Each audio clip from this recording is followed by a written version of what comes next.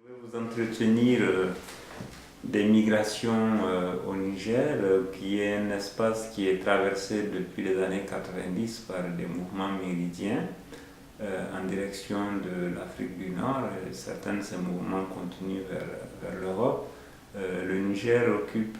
une position stratégique dans ces mouvements vers l'Afrique du Nord, puisque chaque année nous avons des dizaines de milliers de migrants originaires de l'ensemble des pays de l'Afrique occidentale qui transitent par ce pays pour aller vers l'Afrique du Nord, et certains qui continuent vers l'Europe. Ces mouvements ont permis la mise en place et le développement d'une économie de transit au niveau des espaces, au niveau des localités qui sont traversées, en particulier la ville d'Agadez, où les migrants, l'étape d'Agadez qui est l'étape la plus importante avant que ces migrants abordent le Sahara, et également au niveau de la ville de Dirkou, qui est une ville de transit importante sur l'axe Agadez-Libye. Au niveau de cette économie de transit, nous avons une multitude d'acteurs qui profitent directement ou indirectement du passage des migrants.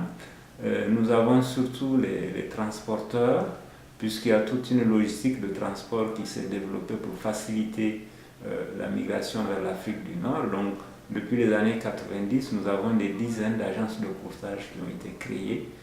à la fois par les Nigériens, mais également des anciens migrants qui sont installés dans la ville d'Agadez et qui tirent profit du passage des migrants. Nous avons aussi, toujours dans le secteur du transport, les coxaires, nous avons les intermédiaires, qui sont souvent des rabatteurs de migrants. Nous avons aussi les logeurs, nous avons les passeurs qui profitent de ce business de la migration au niveau d'Agadez. En dehors de ces acteurs, nous avons d'autres secteurs économiques au niveau de la ville qui sont concernés. Il s'agit en particulier des structures de communication, puisque les migrants communiquent beaucoup, donc l'usage de la téléphonie mobile. Et nous avons également les opérateurs de transfert d'argent qui profitent également du passage des migrants. Nous avons les restaurateurs, puisqu'il y a beaucoup de nombreux restaurants qui ont été ouverts pour offrir des mets des pays d'origine de ces migrants qui transitent par la ville d'Agadez. Nous avons aussi les municipalités, les collectivités territoriales qui profitent aussi du passage des migrants. Certaines d'entre elles, notamment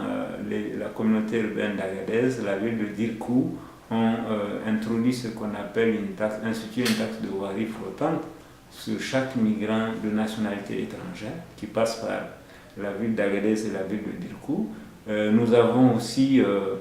les commerçants, c'est-à-dire les vendeurs de lunettes, de couvertures, de turbans, également tous ces objets-là qui sont voués à la migration, qui sont nécessaires pour le voyage à travers le désert, profitent aussi également du passage des migrants, sans compter toutes les forces de défense et de sécurité, notamment la police, la gendarmerie, l'armée aussi, qui sont des structures qui instituent souvent des fausses taxes, qui raquettent les migrants au niveau des points de passage. Et donc tout ce monde-là profite directement ou indirectement des ressources de la migration. Donc il y a tout un business qui s'est constitué au niveau des villes de transit pour faciliter la migration vers l'Afrique du Nord. Aujourd'hui, ce business est mis à mal, d'autant plus que nous avons un durcissement des politiques migratoires, aussi bien au niveau des pays de l'Afrique du Nord qu'au niveau des pays sahéliens, au niveau du Niger en particulier, avec l'application de la loi de 2015 sur la lutte contre le trafic illicite des migrants. Et on observe depuis la mise en place du fonds fiduciaire d'urgence un certain nombre de fonds qui sont mis à disposition d'une multitude d'acteurs aussi, nationaux et internationaux, pour essayer de gérer cette migration et de lutter contre ce qu'ils appellent la migration irrégulière. Et donc dans ce cadre-là, depuis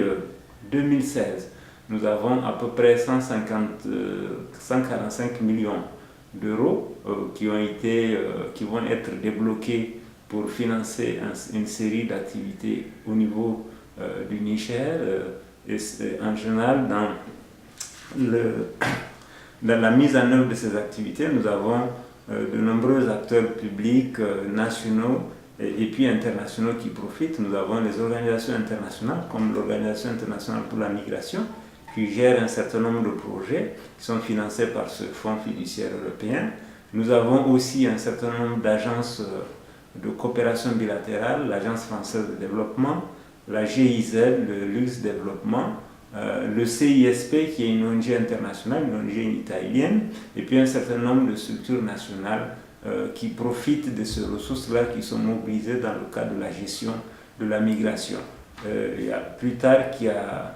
que 2 jours, le Niger vient de bénéficier dans le cadre de la mise en œuvre du programme Migration, Sécurité et Gestion des frontières d'un appui budgétaire de 10 millions d'euros, c'est-à-dire à peu près 6 milliards de francs CFA de décaissement pour le trésor public. Et il semble que d'ici la fin du 4e trimestre 2017, il y aura encore 50 millions supplémentaires d'euros qui vont être débloqués comme appui budgétaire pour le Niger, compte tenu des efforts que ce pays a déployés dans le cadre de la gestion de la migration irrégulière, dite irrégulière, vers